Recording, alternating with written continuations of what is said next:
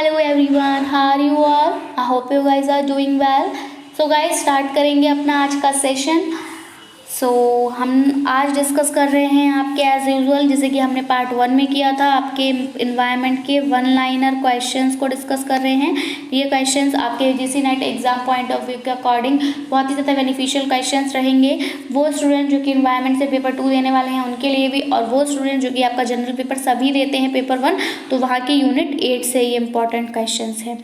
तो चलिए स्टार्ट करेंगे एंड इट इज़ रियो +20 घोषणा पत्र। अब देखिए, अभी हम लोग पृथ्वी शिखर सम्मेलन की बात कर रहे थे, तो वही पृथ्वी शिखर सम्मेलन से भी ये क्वेश्चन भी बना पृथ्वी शिखर सम्मेलन से ही है।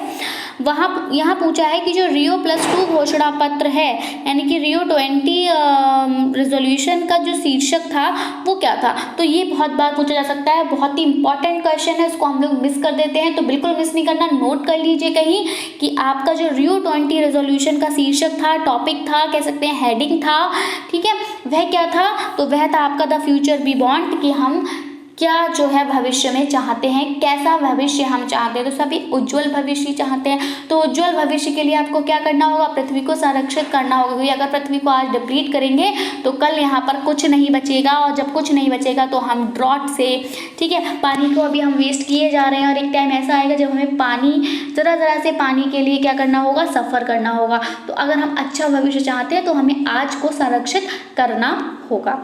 नेक्स्ट जो हमारा क्वेश्चन है दैट इज पृथ्वी के चारों ओर गैसों के समूह, यानी कि ग्रुप ऑफ गैसेस को क्या कहा जाता है। तो ग्रुप ऑफ गैसेस को हम लोग क्या कहते हैं, वायुमंडल कहते हैं। इंग्लिश में इसको हम लोग एटमॉस्फेयर कहते हैं, ठीक है। और ये जो एटमॉस्फेयर है ये क्या है, एक तरह का क्या कहलाता है, ब्लैंकेट कहलाता है, किसका, गैसेस का, ठीक है। तो याद रखिएगा, पृथ्वी के चारों ओर गैसों के समूह को, ग्रुप ऑफ गैसेस को वायुमंडल कहते हैं, यानी कि एटमॉस्फेयर, जिसको ब्लैंकेट ऑफ गैसेस भी कहा जाता है, जिसने क्या कर रखा होता है, कह सकते हैं कि गैसों से इसका कवरिंग होता है। आगे बढ़ेंगे, देखिए कि नेक्स्ट क्वेश्चन, और ये है आपका कि वायु यानी कि जो एयर है वह क्या है। तो वह एक तरह का मिश्रण है, क्या है, मिश्रण है, ठीक है। यहाँ पर आपके अलग अलग तरह की गैसेस होती हैं, उनका ये मिश्रण है, जैसे कि आपका नाइट्रोजन हो गया, कार्बन हो गया, ऑक्सीजन हो गया, एंड सो ऑन। अगला क्वेश्चन है, मैं आपको एक और इम्पोर्टेंट बात बता दूं कि अगर पूछा जाता है कि वातावरण में सर्वाधिक पाई जाने वाली गैस कौन सी है, ये क्वेश्चन बहुत बार पूछा जाता है, और इसका जो करेक्ट आंसर है वो आपका नाइट्रोजन है। ये नाइट्रोजन गैस आपके वायुमंडल में सबसे अधिकतम सर्वाधिक पाई जाती है। नेक्स्ट हमारा क्वेश्चन कि अब देख लीजिए, यहाँ पर आपका आ भी गया कि नाइट्रोजन जो है वो आपकी 78% पाई जाती है, वहीं ऑक्सीजन जो है आपकी 21% पाई जाती है। इंपॉर्टेंट डेटा है, नोट कर लीजिए, आप इसका स्क्रीनशॉट ले लीजिए, बहुत ज़्यादा हेल्प करेगा आपको आपके अपकमिंग एग्जाम्स के लिए। अभी से प्रिपरेशन करेंगे तो बिल्कुल डेफिनेटली आप अपना नेट JRF लेकर जाएंगे। आर्गन की बात करें तो 0.93, और कार्बन डाइऑक्साइड की बात करें तो 0.038% ये गैसेस का जो है वो स्ट्रक्चर है। तो ऐसी गैसेस पाई जाती हैं कहाँ, तो ये आपके वायुमंडल एटमॉस्फेयर में पाई जाती हैं, वही मैंने बताया था, एटमॉस्फेयर है, ठीक है। नेक्स्ट इज नोवेल गैसेस, जो आपकी नोवेल गैस होती हैं में से वह गैस जो वायु में नहीं पाई जाती है, वह कौन सी गैस है। तो नोवेल गैसेस की अगर हम बात करें तो यहाँ पर आपकी एक रेडॉन गैस होती है, जो कि नोवेल गैस में ही आती है। नोवेल गैसेस क्या होती हैं, जो अपना ऑक्टेट कंप्लीट करती हैं, इलेक्ट्रॉन्स को शेयर या गेन करके, यानी कि अपने आउटर मोस्ट शेल में कंप्लीट इलेक्ट्रॉन्स को रखती हैं, ठीक है। तो ऐसी गैसेस आपकी नोवेल गैसेस कहलाती हैं, और उनमें आपकी जो रेडॉन गैस है ये वायु में नहीं आती है, ठीक है। नेक्स्ट है वातावरण में सर्वाधिक गैस का प्रतिशत है। तो सर्वाधिक गैस के प्रतिशत की अगर हम बात करें तो नाइट्रोजन का एनवायरमेंटल साइंस, वही अभी हमने देखा था, नाइट्रोजन गैस देखा ही था कितना परसेंट है, तो है आपका 78%। नेक्स्ट है, यदि पृथ्वी पर पाई जाने वाली पेड़ पौधे वनस्पतियां समाप्त हो जाएं तो किस गैस की कमी होगी। देखिए, बोला जाता है कि क्या लगाइए, पेड़ लगाइए। क्यों, क्योंकि पेड़ क्या करते हैं, हवा को शुद्ध करते हैं। अभी जब रिसेंटली आपका कोरोना पीरियड था, उस टाइम पर भी आपने देखा होगा, सुना होगा, काफ़ी सारी न्यूज़ वायरल हो रही थी, क्योंकि सबसे ज़्यादा कम क्या हो गया था, ऑक्सीजन लेवल हो गया था। ऑक्सीजन लेवल कम होने की वजह से क्या हुई थी, ऑक्सीजन की डिमांड जो थी बहुत ज़्यादा बढ़ गई थी। इस वजह से जो ऑक्सीजन सिलेंडर्स थे वो मिलना बंद हो गए थे। तो यहाँ पर पेशेंट्स जो थे वो इस ऑक्सीजन ऑक्सीजन की कमी से क्या होने लगे थे, डाई होने लगे थे। तो वहाँ पर जो ऐसे पेशेंट्स जो कि अपने घरों पर ही थे, जो जिनको हॉस्पिटल्स में बेड जो थे वो नहीं मिल पाए थे, ऐसे पेशेंट्स ने ऑक्सीजन सिलेंडर्स की कमी में क्या किया था, उन्होंने प्लांट्स की सहायता ली, क्योंकि उन्हें लग रहा था अब जा तो रहे ही हैं तो ट्राई करने में क्या जाता है, लास्ट टाइम पर हम यही देखते हैं। लेकिन इन प्लांट्स ने क्या किया था, ये प्लांट्स ने वर्क किया था, ठीक है। कहीं ना कहीं इन्होंने सांस लेने में थोड़ी सी मदद की थी, जिस वजह से काफ़ी लोग जो है वो आज भी जिंदा हैं। तो क्या कारण है कि पृथ्वी पर जो पाई जाने वाली पेड़ पौधे वनस्पतियां अगर ये समाप्त हो जाएंगी तो आपके ऑक्सीजन की कमी हो जाएगी। और ये अभी ऑक्सीजन की जो कमी आपने कोरोना पीरियड में देखी थी वो जो है वो आपका इसी का रिजल्ट है। जो आप लोग जो अभी इंडस्ट्रियलाइजेशन अर्बनाइजेशन के लिए पेड़ों को काटा जा रहा है, इसको कहीं नहीं जा रहा कि इसका इफेक्ट क्या पड़ेगा, उसने दिखाया कि इसका इफेक्ट क्या पड़ेगा, ऑक्सीजन लेवल कम होगा, तरसोगे सांस लेने के लिए और घुट घुट कर जो है वो सांसें निकलेंगी। तो इसीलिए पेड़ों को नहीं काटें, इसीलिए कहा जाता है कि एक पेड़ जरूर लगाएं। ठीक है, आगे बढ़ेंगे, देखेंगे next question and it is वह कार्य जो पेड़ पौधों का नहीं है उसको वो क्या है। तो पेड़ पौधों का कार्य नहीं है तो वायु का प्रदूषण। पेड़ पौधे तो नहीं करते ना वायु में प्रदूषण, कौन करता है, पॉल्यूटेंट्स करते हैं। ठीक है, और ये पेड़ पौधे उस प्रदूषण को रोक भी नहीं सकते। प्रदूषण की अगर बात आ रही है तो इस प्रदूषण से क्वेश्चन बताइए, हम लोग डिस्कस कर चुके हैं अपनी प्रीवियस वीडियो में कि प्रदूषण का संकेतक कौन कहलाता है, इंडिकेटर कौन कहलाता है आपके पॉल्यूशन का, क्या कौन कहलाता है, लाइकेन कहलाते हैं। लाइकेन आपके क्या हैं, कंपोजिट होते हैं। ठीक है, इन किससे मिलके बने होते हैं, एल्गे और फंजाई से, एल्गे और फंजाई से मिलकर बने होते हैं। ठीक है, रिवाइज करते हुए चला करिए ताकि कुछ भी भूले नहीं। नेक्स्ट है हमारा पृथ्वी के कार्बन चक्र यानी कि अर्थ की जो कार्बन साइकिल है उसमें कार्बन डाइऑक्साइड की मात्रा को नहीं बढ़ाता है कौन, तो वह है आपका प्रकाश संश्लेषण यानी कि फोटोसिंथेसिस। फोटोसिंथेसिस से क्या होता है, फोटोसिंथेसिस कौन सी प्रोसेस है, तो ये वह प्रोसेस है जिस प्रोसेस की वजह से पेड़ पौधे जो होते हैं वो अपना खाना स्वयं बनाते हैं, किसकी प्रेजेंस में, वो सनलाइट की प्रेजेंस में। ठीक है, और क्लोरोफिल की प्रेजेंस में। नेक्स्ट है हमारा कवक। कवक फंजाई का किसी पौधे की जड़ के साथ सहजीवन यानी कि सिम्बायोसिस कहलाता है। क्या सिम्बायोसिस का मतलब क्या होता है कि जो भी आपका होस्ट ऑर्गेनिज्म होता है और जो उस पे फीड कर रहा होता है, ठीक है, तो दोनों ही ऑर्गेनिजम्स जो होते हैं म्यूचुअली बेनिफिटेड होते हैं। ठीक है, दोनों को इक्वली सहायता होती है। तो ऐसे संबंध को जो है वो सिम्बायोसिस कहा जाता है। जैसे मैं आपको एग्जांपल दूं कि कोई ट्री है, ठीक है, उस ट्री पर क्या है, चींटियां हैं, तो वो चींटियां क्या कर रही हैं, उनको रहने का स्थान मिल रहा है उस पेड़ पर। ठीक है, लेकिन बदले में ये चींटियां क्या कर रही हैं, उस पेड़ को जो है वो प्रोटेक्शन दे रही है, क्योंकि जो भी कोई अगर आता है उनको इस ट्री को हार्म करने तो वो चींटियां उसको कट कर लेंगी। तो ये दोनों ही एक दूसरे से क्या है, म्यूचुअली बेनिफिटेड है, इसलिए इस प्रोसेस को सिम्बायोसिस कहा जाएगा। तो कवक और पौधे के बीच में जो सिम्बायोसिस होती है वो क्या कहलाती है, वो माइकोराइजा कहलाती है।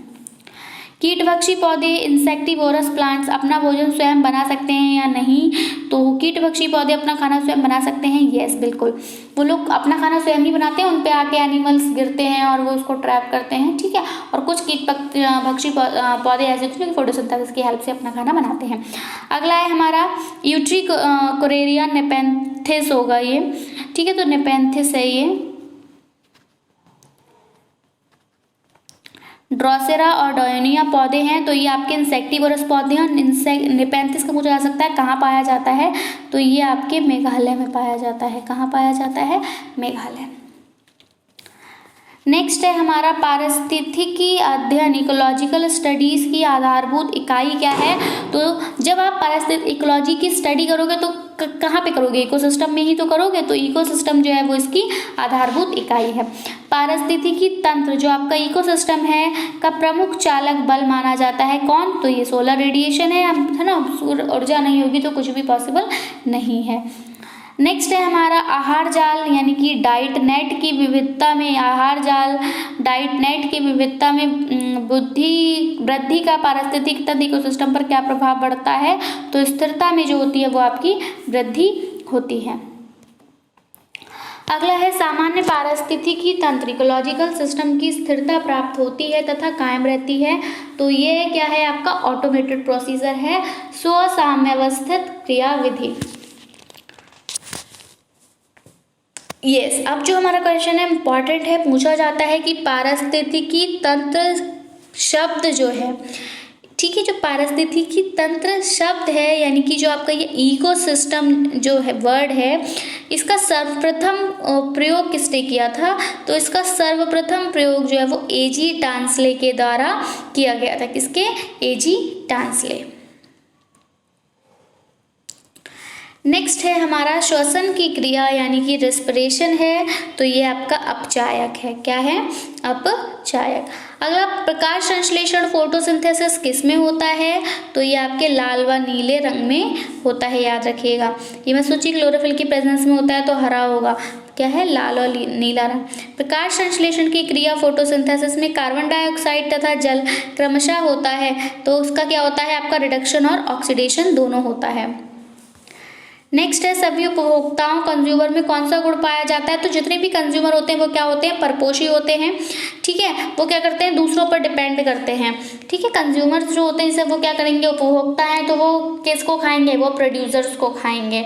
ठीक है, द्वितीयक उत्पादक यानी कि सेकेंडरी प्रोड्यूसर्स जो होते हैं उनको भी परपोषी उपभोक्ता जंतु कहा जाता है।